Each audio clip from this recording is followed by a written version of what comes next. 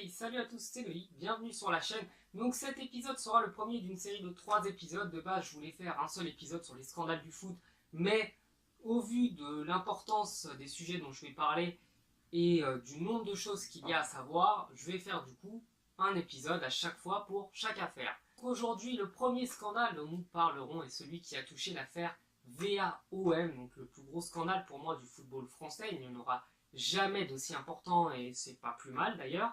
Et donc nous partons le 20 mai 1993 à la mi-temps de ce match, une semaine avant le grand match contre le Milan AC de l'OM, pendant lequel un joueur appelé Jean-Jacques Glassman, donc un ancien joueur de Valenciennes, a informé son entraîneur qu'il avait été contacté la veille par des membres de l'Olympique de Marseille, donc un ancien joueur et l'ancien président du coup de l'OM, Bernès, qui lui ont promis, en échange d'une très bonne rémunération par rapport au salaire de l'époque, et bien de simplement laisser filer le match, laisser l'OM gagner gentiment et de lever le pied.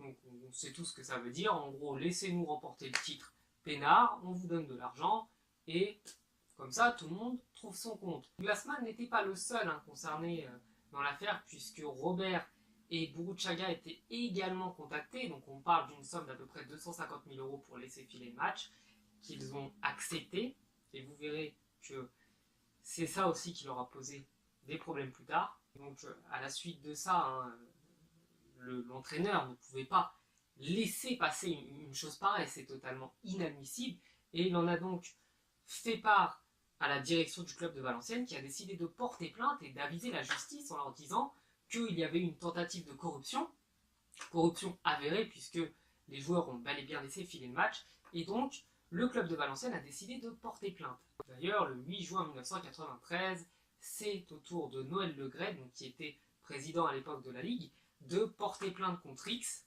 pour corruption et achat de match. C'est du coup par l'intermédiaire d'Éric de Montgolfière que l'enquête est ouverte puisqu'il était à l'époque procureur de justice dans la ville de Valenciennes.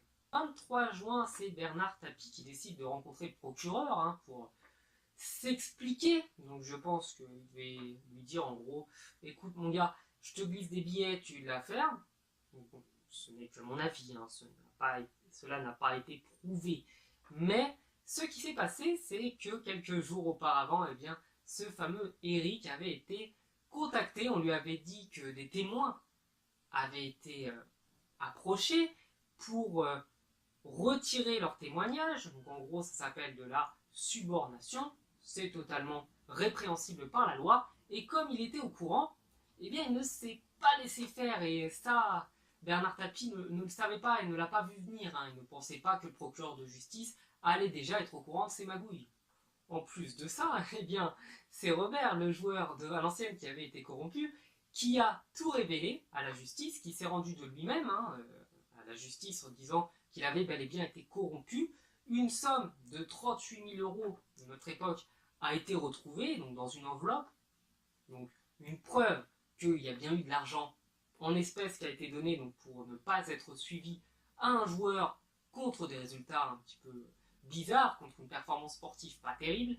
Du coup, le 27 juin, c'est un joueur du nom d'Edlir qui était lui aussi concerné dans cette affaire, de se rendre chez le juge et de se rendre, tout simplement, pas simplement aller chez le juge, il s'est rendu à la justice et il a été du coup placé en détention provisoire. Le 30 juin 1993, grâce au procureur de justice, une perquisition a lieu dans les locaux de l'OM pour tenter de retrouver des preuves de ça, donc des numéros de série de billets de banque, des messages, des lettres, des courriers, des trucs.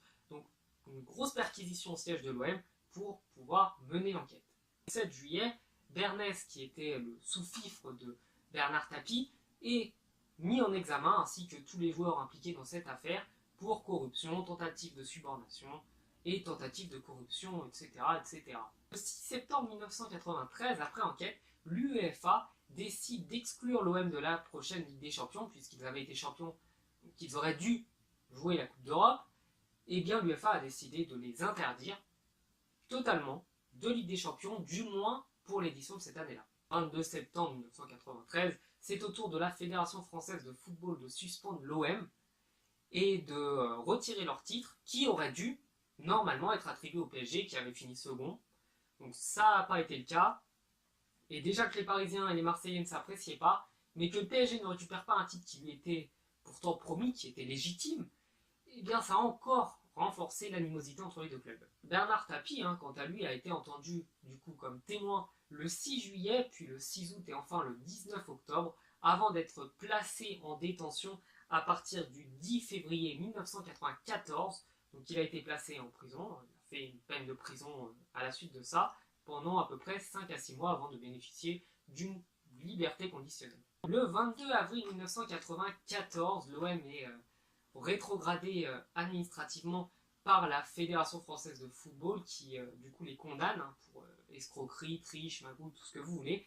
Et du coup ce qui s'est passé, le problème qu'il y a eu pour l'OM, c'est que lorsque vous descendez en D2, et bien comme on le sait tous, vous avez beaucoup moins d'argent. Mais quand vous avez beaucoup moins d'argent, mais que vous avez des salaires énormes à verser aux joueurs, et bah quand vous êtes une entreprise et que vous n'avez plus d'argent, vous déposez le bilan. Donc l'OM aurait pu être condamné à disparaître totalement avant que Dreyfus, le regretté Dreyfus, ne rachète l'OM, ne puisse couvrir du coup toutes les créances, toutes les dettes qu'ils avaient et à redonner un second souffle à l'OM, ce qui fait qu'à l'heure actuelle, eh bien, l'OM est totalement tranquillisé, n'a plus cette histoire-là, même si elle nous collera toujours à la peau, mais l'OM n'a plus de problème financier et fait de nouveau partie des meilleurs clubs français.